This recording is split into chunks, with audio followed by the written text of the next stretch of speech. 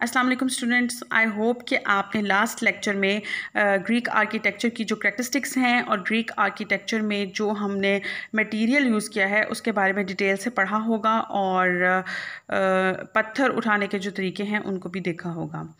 आज हम आज का जो लेक्चर है उसमें हम ग्रीक ऑर्डर्स पढ़ेंगे, यानी कि ग्रीक आर्किटेक्चर में जो मोस्ट इम्पॉर्टेंट फ़ीचर है पिलर्स का या सतूनों का, उसके लिए क्या टर्म यूज़ की गई है, वो ऑर्डर। फ़न तामीर में एक टर्म ऑर्डर कहलाती है, जो ग्रीक्स ने उस ऑर्डर टर्म का इस्तेमाल किया है। एक ऑर्डर जो है वो सतून पे मुश्तमिल है, यानी कि ये जो टर्म ऑर्डर है इसके अंदर हमारे पास पिलर आता है और इस पिलर के कई हिस्से हैं जिनकी डिटेल हम अभी पढ़ते हैं। इसमें जो हिस्से शामिल हैं ग्रीक ऑर्डर्स के अंदर, वो हम ये देखते हैं कि एक सतून है और उसमें कैपिटल है, इंटरब्लेचर शामिल है और इंटरब्लेचर को सतून ने सहारा दिया हुआ है, यानी कि सतून के ऊपर का जो पोर्शन है जहाँ से बिल्डिंग, जो ऑलमोस्ट बिल्डिंग का पोर्शन लगता है देखने में, वो इंटरब्लेचर है। ठीक है। क्लासिकल दौर, मैंने आपको लास्ट लेक्चर में बताया था कि ग्रीक्स का जो मोस्ट फेमस आर्किटेक्चर है या most famous art of work है वो उनके क्लासिकल आर्ट के तौर से पूरी हिस्ट्री में जाना चाहता है। वो क्लासिकल दौर कहलाता है, जो कि ईरान की शिकस्त और सिकंदर आज़म की मौत के दरमियान का एरा बनता है। क्लासिकल आर्ट जो पूरी दुनिया में मशहूर हुआ और अब तक ही मशहूर है। क्लासिकल दौर में हम 5 किस्म के सतून देखते हैं, जिनमें से ग्रीक्स जो थे वो उन्होंने थ्री पिलर्स का इस्तेमाल किया और बाकी 2 जो हैं वो लेटर ऑन रोमन्स ने इस्तेमाल किए। 3 टाइप ऑफ ऑर्डर्स थे, यानी कि 3 टाइप्स ऑफ पिलर्स जो हैं वो यूज़ हुई हैं। एक डोरिक ऑर्डर है, आयोनिक है और कोरिंथियन है। और ये फर्स्ट जो है हमारे पास डोरिक ऑर्डर, उसकी पिक्चर है जिसकी डिटेल हम पढ़ते हैं और देखते हैं। फर्स्ट ऑर्डर हमारे पास आता है डोरिक ऑर्डर। ठीक है।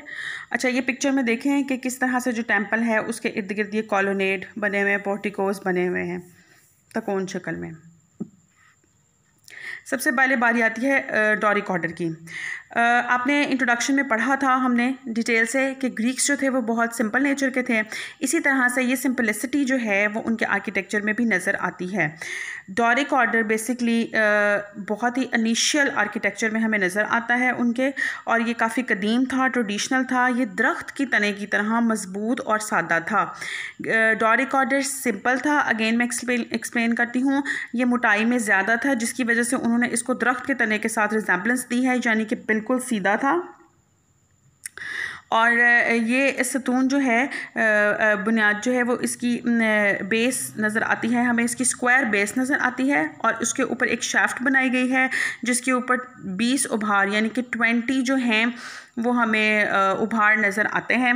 ये स्टोन ऊपर की जाते हुए पतला हो जाता था और इसका खाम जो है वो बाहर की तरफ नज़र आता है, जो कि इंटैसिस कहलाता है। सतून के ऊपर 3 हिस्से बनाए गए हैं जिनके ऊपर कैपिटल को सहारा मिलता है और ये हिस्सा उसकी गर्दन का काम करता है।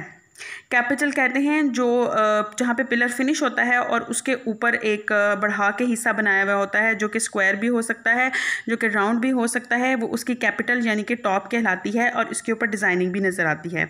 इससे ऊपर का हिस्सा इंटरब्लेचर है, जिसमें हमें आर्किट्रेव नज़र आती है, फ्रीज नज़र आती है और कॉर्नीस नज़र आती है।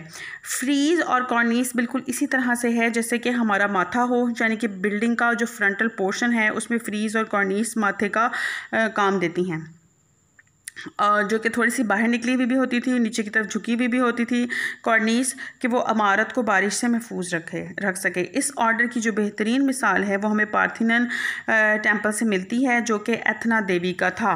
This is the Parthenon temple.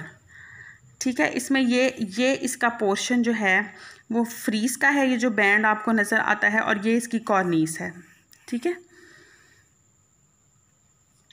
और ये इसके पिलर्स हैं, ये बेस है, ये शाफ्ट है और ये कैपिटल्स हैं जिसके ऊपर इंटरब्लेचर भी है, एबेस्कस भी है। और ये इसकी डिटेल पिक्चर है जिसमें हम ये देख सकते हैं डोरिक ऑर्डर। ये इसका बेस दिखाई हुई है जो कि मज़ीद पोर्शंस में तकसीम की हुई है। स्टाइलो बेड दिखाया गया है, स्टीरियो बेड दिखाया गया है।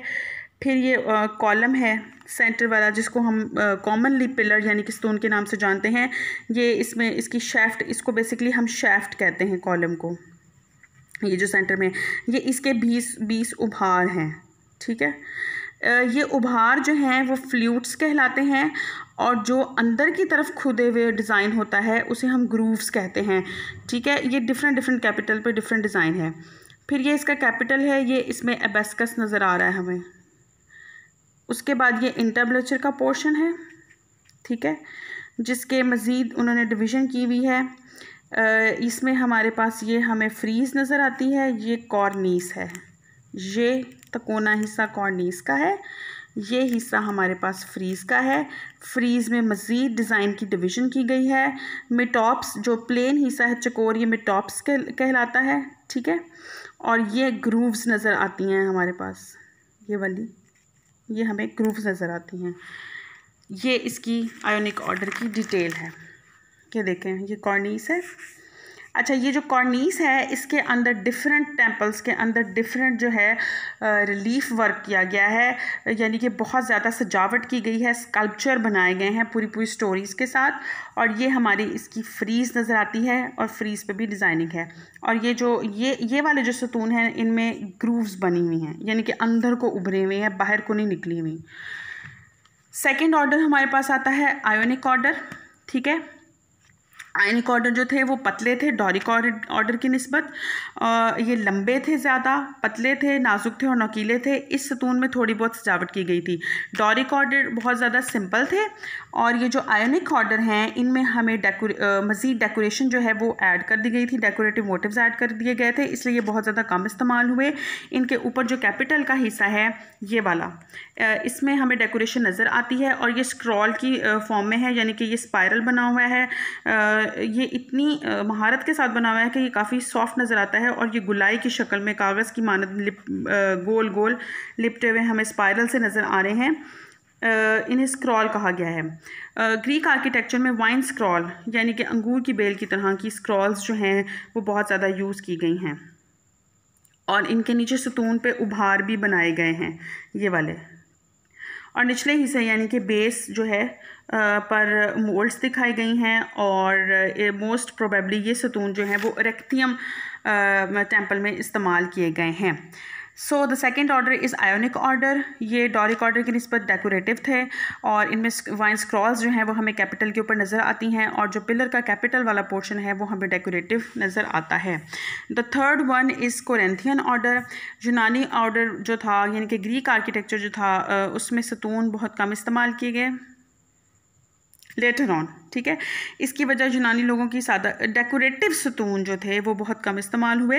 इसकी वजह ये थी कि यूनानी लोगों की तबीयत सादा थी, और उनके सतून यानी कि कैपिटल्स के ऊपर स्टको से पत्तों का गुलदस्ता, यानी कि जैसे मैंने इसमें बताया था कि वाइन स्क्रॉल यूज़ हुई है, तो लेटर ऑन कोरिंथियन ऑर्डर जो कि मोस्ट डेकोरेटिव ऑर्डर नज़र आता है डोरिक ऑर्डर की निस्बत और आयोनिक ऑर्डर की निस्बत। कोरिंथियन ऑर्डर में पत्तों का बना हुआ गुलदस्ता नज़र आता है, जिसके लिए मटेरियल जो है वो स्टको इस्तेमाल किया गया है।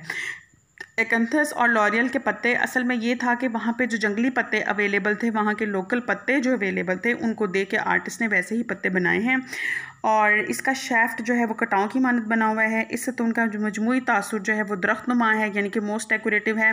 रोमन दौर में इस सतून को बेहद पसंद किया गया और इस्तेमाल भी किया गया, और लोगों ने इसके थ्रू जो है वो सजावट की अपने टेम्पल्स में।